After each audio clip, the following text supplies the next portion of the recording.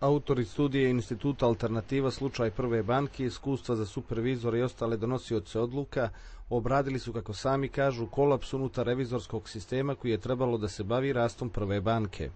Ta neka političko-biznismenska struktura vlasnika i menadžera i upravljačkog odbora je uslovila ne određenu nego značajnu pasifizaciju nacionalnog regulatora. Kasalica kaže da je u običnom praćenju bilansa Prve banke bilo već 2006. godine jasno da se dešava nešto što je trebalo da se iskontroliše na pravi način.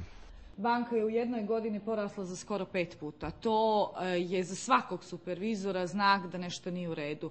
To što je bila mala osnovica nije bilo i ne može da bude nikakvo opravdanje.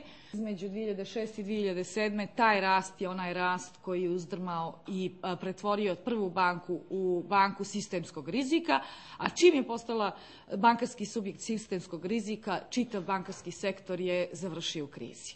Prva banka je prema zaključcima studije od male provincijalne banke postala velika reklamnom kampanjom, popularnim kreditima i najviše ličnim pritiscima na biznismene i političare da svoj novac deponuju kod nje.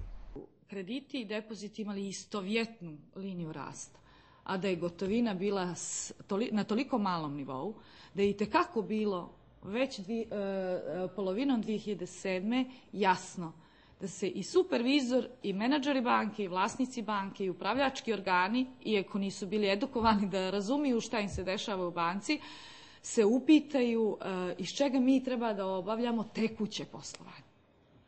Kasalica smatra da je slučaj Prve banke pokazao da se takav odnos prema bankarstvu, struci i superviziji banaka više ne može dozvoliti. Za takve situacije, kaže Kasalica, crnogorski finansijski sistem nije dovoljno jak i održiv.